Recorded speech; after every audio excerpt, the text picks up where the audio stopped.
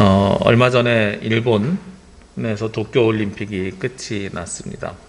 도쿄올림픽을 앞두고 TV에서 강연 프로그램 중에 하나인 미래수업에서 일본 문화에 대해서 강연한 걸 본 적이 있습니다. 거기서 인상 깊었던 것 중에 하나가 일본의 모노주쿠리 정신이라는 거예요. 이게 뭐냐면 매뉴얼을 만드는 거죠.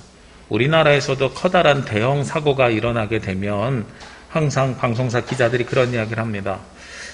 매뉴얼이 없었다. 대처 매뉴얼이 만들어져야 우리가 이런 문제가 있을 때 잘 대처할 수 있다.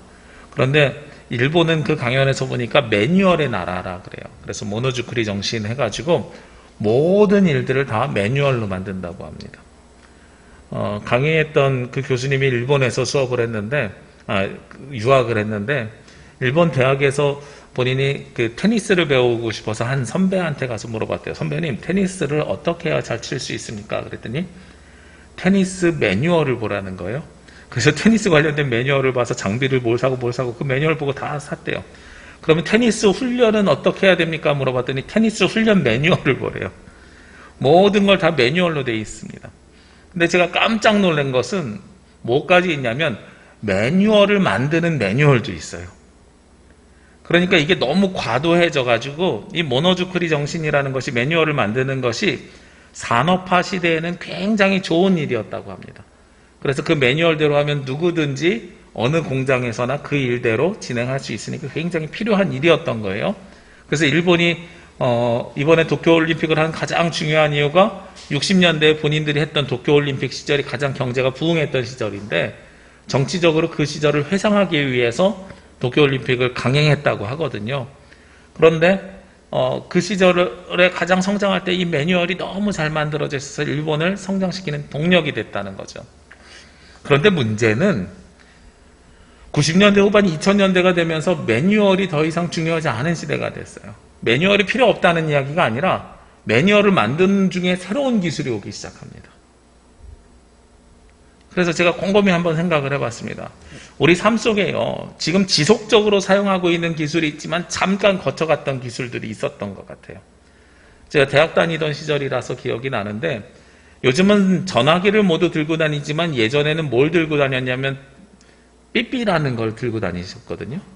그런데 이 삐삐하고 핸드폰 사이에 무엇이 있었냐면 시티폰이라는 게 있었어요.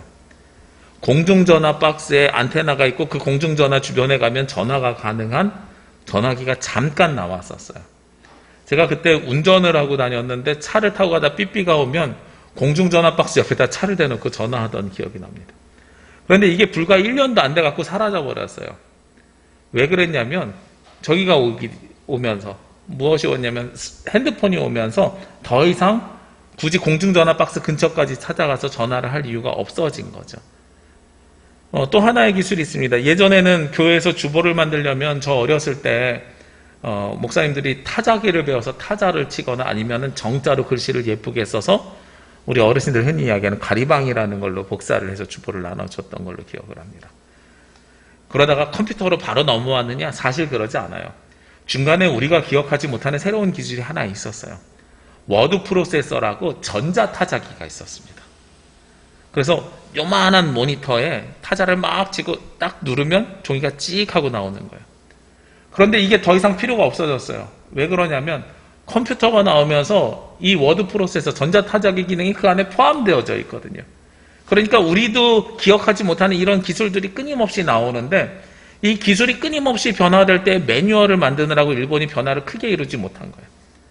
가장 대표적인 케이스가 뭐였냐면 저희 90년대 때 우리 지금 예배 나오신 분들로 이야기하면 자녀들에게 여러분들이 뭘 많이 사주셨냐면 자녀들이 중학교 가고 대학교 가면은 워크맨이라 그래서 조그마한 카세트 테이프 그리고 CD 플레이어 들고 다니는 게 그때 굉장히 큰 우리의 자부심이었거든요.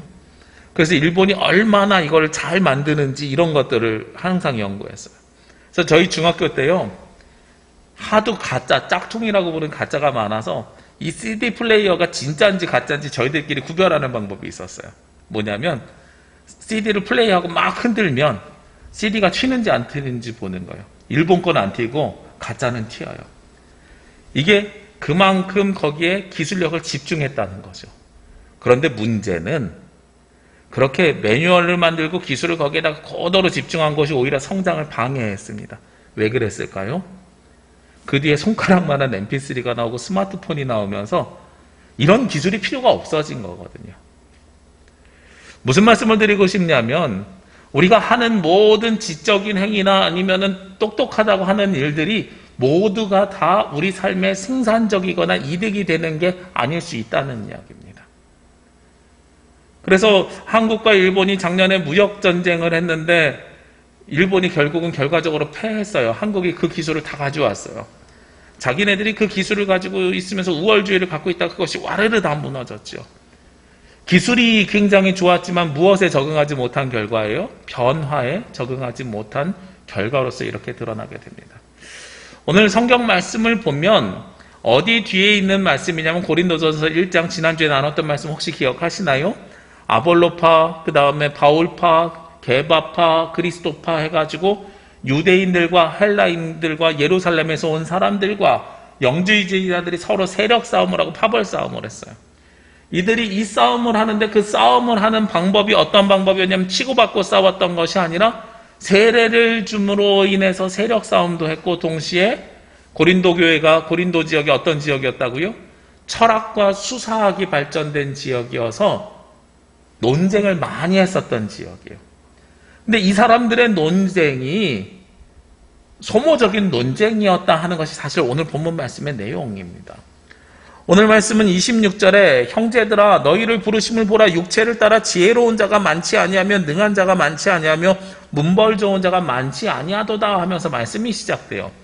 하나님이 선택한 기준이 똑똑하거나 지혜롭거나 문벌이 높은 기준으로 선택한 것이 아니다 라고 말씀하고 있습니다. 그러면서 27절에 그러나 하나님께서 세상에 미련한 것들을 택하사 지혜 있는 자들을 부끄럽게 하려 하시고 세상에 약한 것들을 택하사 강한 것들을 부끄럽게 하려 하시며 하나님의 선택이 미련한 자들이고 약한 자들이다라는 거예요. 그러면 이 미련한 자들과 약한 자들은 어떤 사람들을 이야기하는가 하는 겁니다. 오늘 본문 말씀 앞에 있는 18절 말씀에 보면은요, 이 미련한 자에 대해서 한 번 더 말씀을 하고 있습니다. 십자가의 도가 멸망하는 자들에게는 미련한 것이요 구원받는 우리에게는 하나님의 능력이라 라고 말씀하고 있어요. 그러니까 십자가의 도를 믿는 사람들이 어떤 사람들이요? 미련한 자들이라고 오늘 본문에서 사실은 이야기하는 겁니다.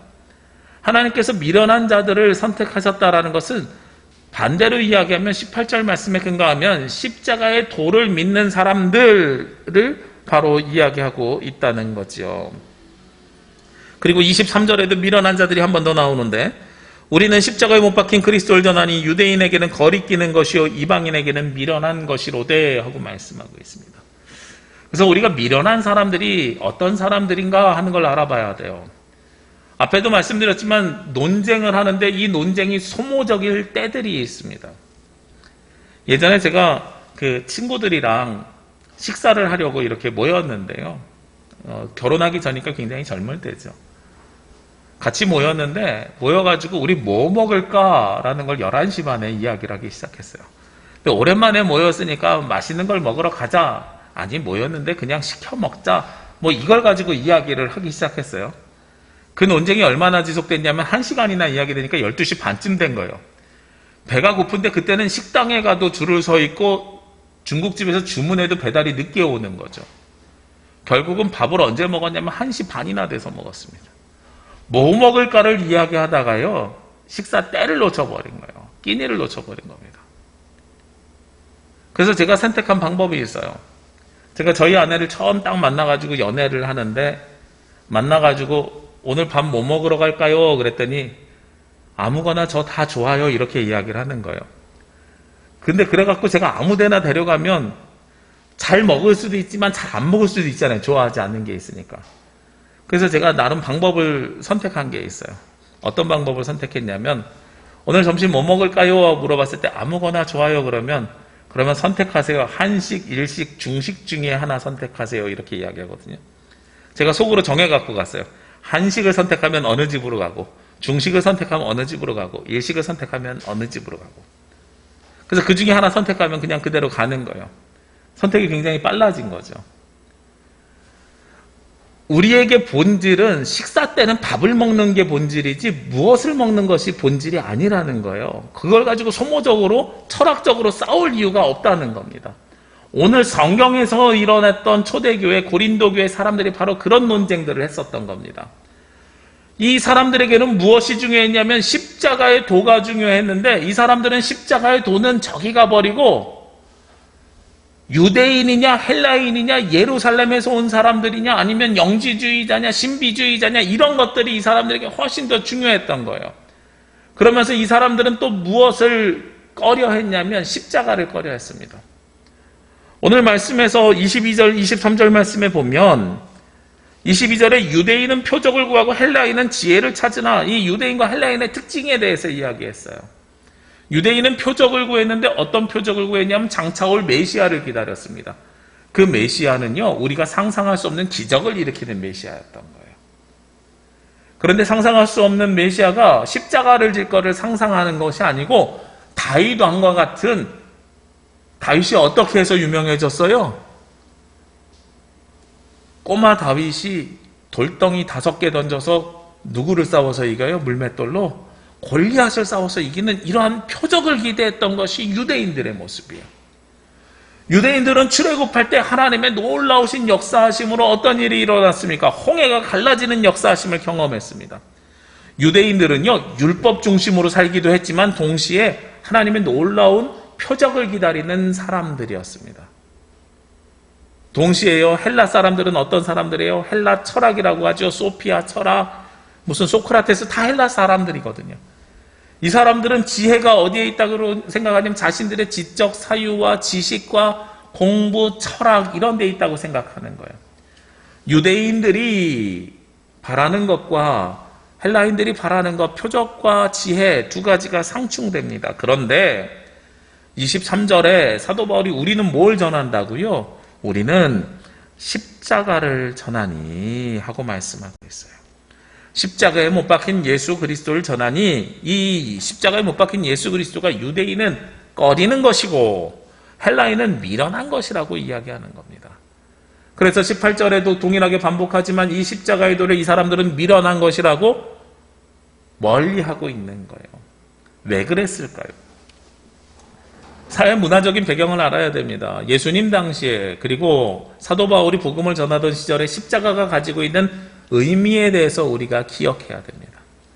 우리는 지금 십자가는 그리스도인의 상징이고 십자가는 예수 그리스도의 구원의 상징이고 십자가는 거룩한 것이고 십자가는 우리의 삶의 가장 중요한 것으로 우리는 받아들이고 있어요.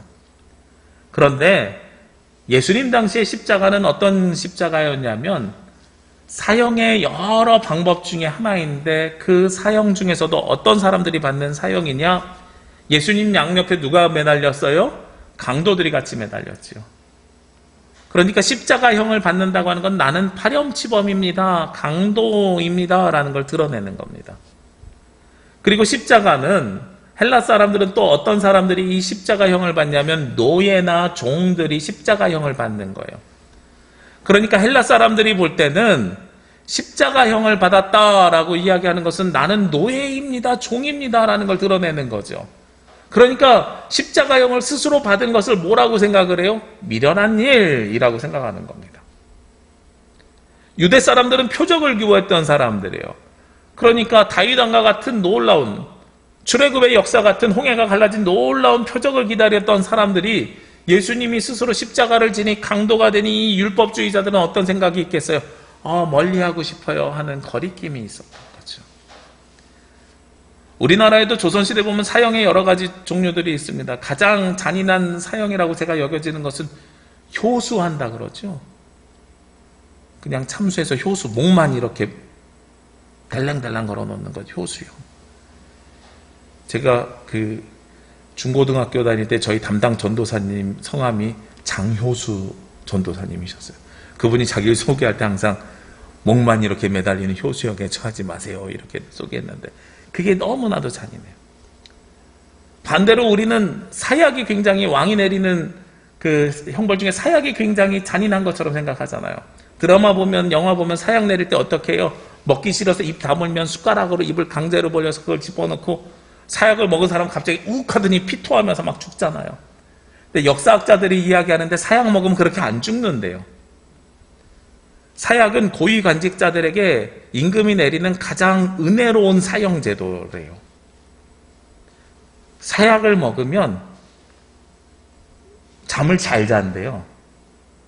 그래서 사약 먹고 옛날 온돌방에 누워서 불 떼놓고 자면 못 일어나는 거예요.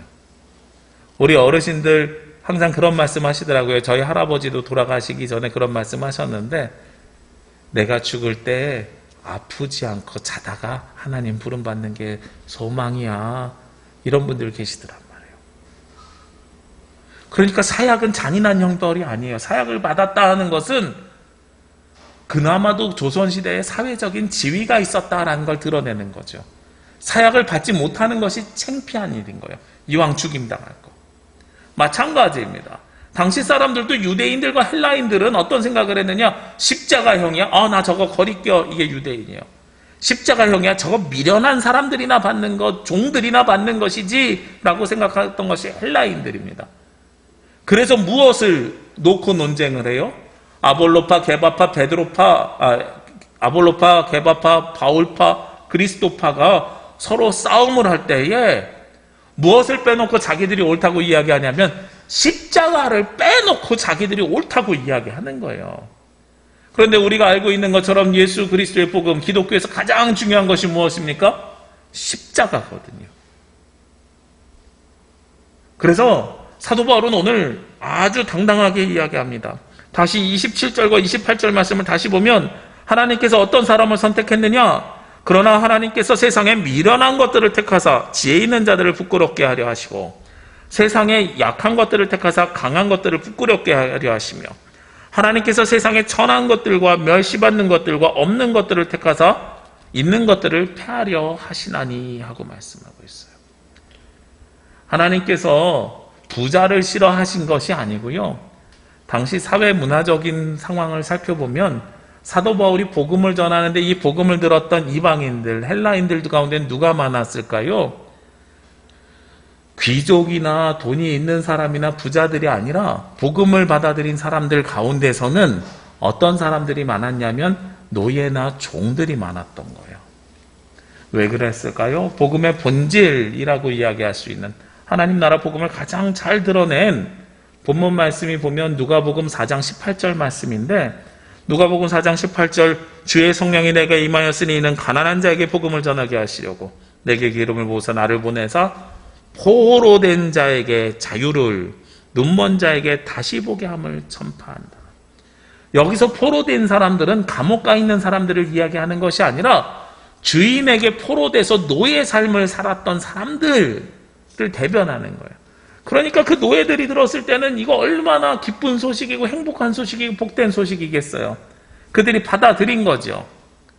복음을 받아들였는데 복음을 받아들일 때에는 예수님의 십자가의 구원, 십자가의 은혜, 십자가에서 죽으심을 통해서 나를 구원하셨다는 것을 받아들였을 건데 교회에서 신앙생활하면서 이들이 바뀌게 돼요.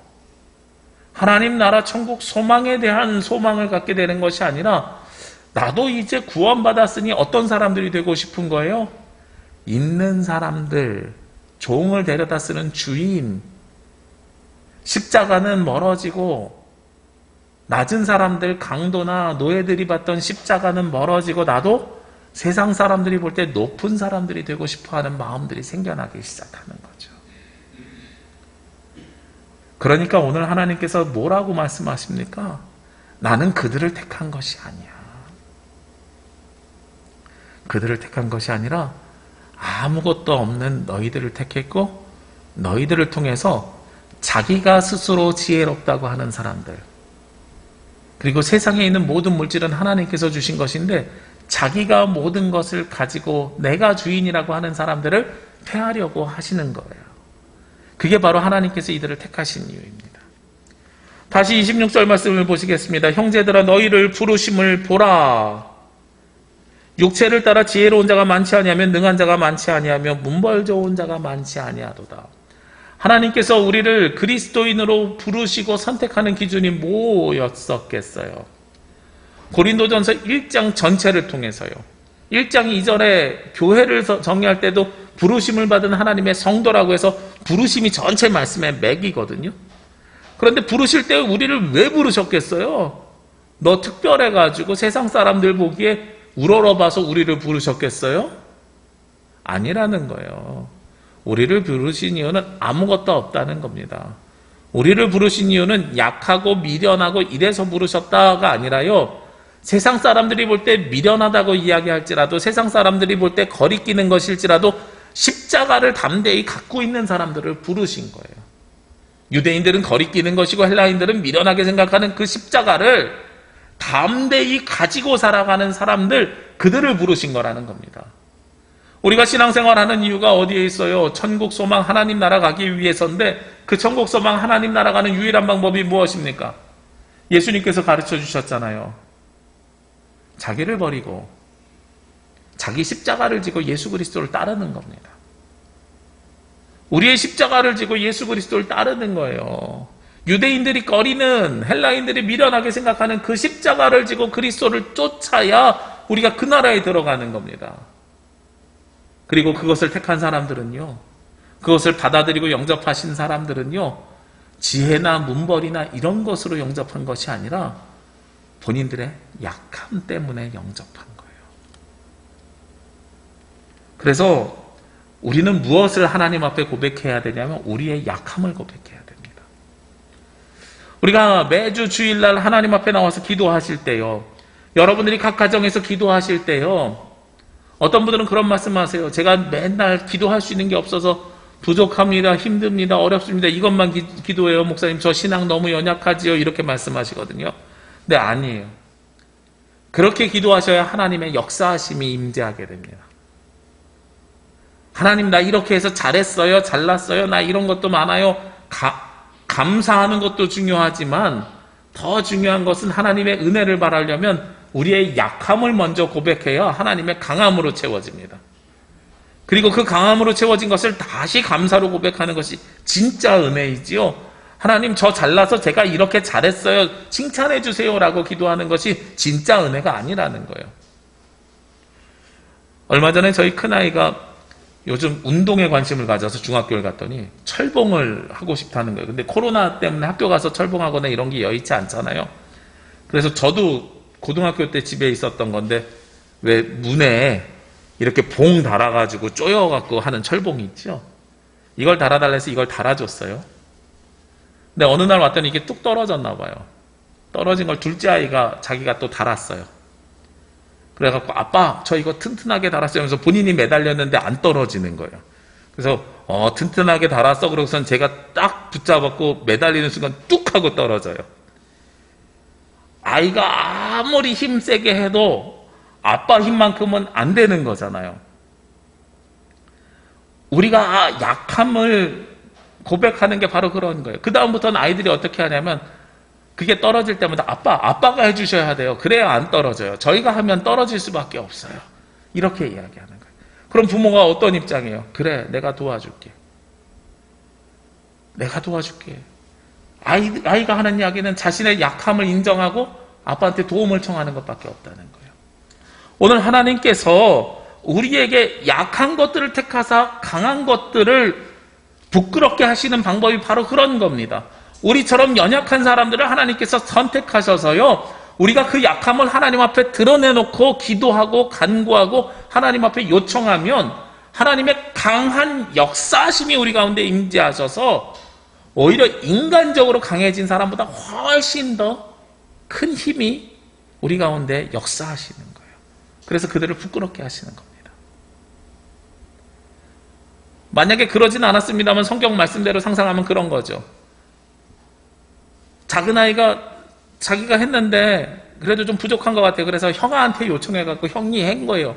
그래서 작은 아이가 볼 때는 굉장히 크게 했는데 그래도 아빠가 매달리면 어떻게 돼요? 떨어져요. 자기들끼리 아무리 강한 사람, 약한 사람이 있어도 그 위에 있는 아빠보다는 힘이 약한 거예요. 근데 사람 사이에도 그런데 하나님과 우리와의 간격 속에선 얼마나 크게 이게 작용하겠습니까?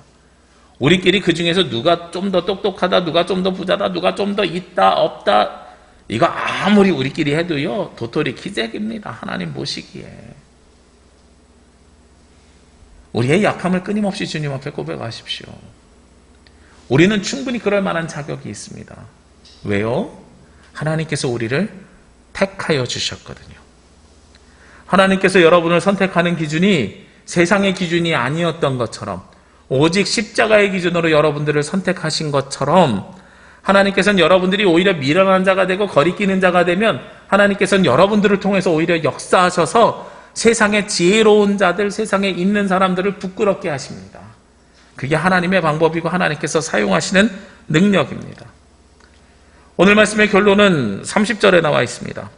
너희는 하나님으로부터 나서 그리스도 예수 안에 있고 예수는 하나님으로부터 나와서 우리에게 지혜와 의로움과 거룩함과 구원함이 되셨으니 하고 말씀하고 있어요. 이 예수님이 어떤 예수님이에요? 십자가에 달리신 예수님이에요. 유대인들이 거리끼는, 헬라인들이 미련한 자라고 생각하는 예수님으로부터 우리는 나왔고 그 하나님으로부터 우리는 지혜와 의로움과 거룩함과 구원함을 입었노라 하고 고백하는 겁니다. 우리는 그를 위해서 하나님으로부터 택하심을 받은 사람들입니다. 저는 여러분들에게 부탁드립니다. 그리스도인이라면 우리가 교회를 자랑하고, 제가 7월 달에도 그런 말씀 드렸는데 우리가 자랑합시다. 교회를 자랑하고 하나님을 자랑하고 그리스도를 자랑해야 되는데, 그 자랑이 우리 가운데 넘쳐나기 위해서는 우리의 약함을 먼저 고백하십시오. 약함을 고백하는 데서 끝나는 것이 아니라 약함을 고백하고 미련하다고 이야기하는 것, 세상 사람들이 거리끼는 것, 그 일들을 행해 가십시오. 코로나 때 특히 우리가 그런 일들을 행해야 됩니다. 종교개혁 시절에도요, 복음이 세상에 빨리 퍼져나갈 수 있었던 것은 세상 사람들이 거리끼는 일들을 했기 때문에 그래요. 세상 사람들이 미련하게 왜 저런 일들을 해? 라고 하는 일들을 했기 때문에 그렇습니다. 그때도 흑사병이 돌았고요, 전염병이 돌았고요, 그 전염병으로 죽은 사람들을 수습할 수 있는 사람들은, 그 믿음을, 담대한 믿음을 갖고 있었던 사람들은 개신교인들밖에 없었어요. 모두가 다 거리끼 하는 일들, 전염병 걸려 죽은 사람을 수습하는 그 일들을 개신교인들이 해냈습니다. 그리고 그 가운데 하나님께서 역사하시더라고요. 그래서 이상하게 그 사람들은 아파도 죽지 않고 그 질병이 낫는 은혜가 생기는 거예요. 그러니까 세상 사람들이 이야, 놀랍다 라고 이야기하는 겁니다. 코로나로 인해서 세상 사람들이 거리끼고 있는 일, 미련하다고 하는 일들을 우리가 먼저 솔선해서 그 일들을 행해 나가야 됩니다. 하나님께서는 그를 위해서 약한 우리를 택하셨습니다. 그 택함을 기억하시고 나의 지혜와 나의 물질과 나의 욕심을 따라 사는 것이 아니라 미련하고 거리끼는 일들을 행해가면서 오직 십자가의 도를 붙잡고 살아갈 때에 약할 때 강함 되신 하나님이 여러분 위에 이번 한 주간 그리고 앞으로의 인생에 함께하여 주시기를 주의 이름으로 기도합니다. 기도드리겠습니다. 거룩하시고 은혜로우신 아버지 하나님, 이 시간 주님께 나와 예배하며 찬양하며 경배합니다. 우리의 약함 가운데 역사해 주시는 하나님을 고백합니다. 저희들 비록 이 땅에서 살아가면서 아무것도 특별한 것이 없는 사람들이지만 하나님께서 우리를 선택하여 주셨사오니 세상을 살아가면서 세상 사람들이 거리끼는 일들, 세상 사람들이 미련하다고 하는 일들, 그러나 십자가의 복음이 세워질 수 있는 일들을 감당해가는 그리스도인들이 되게 하여 주옵시고, 그를 통하여 우리 교회가 하나님의 교회, 하나님이 역사하시는 교회, 하나님이 일하시는 교회가 되게 하여 주시옵소서. 이 모든 말씀 예수 그리스도의 이름으로 기도합니다. 아멘.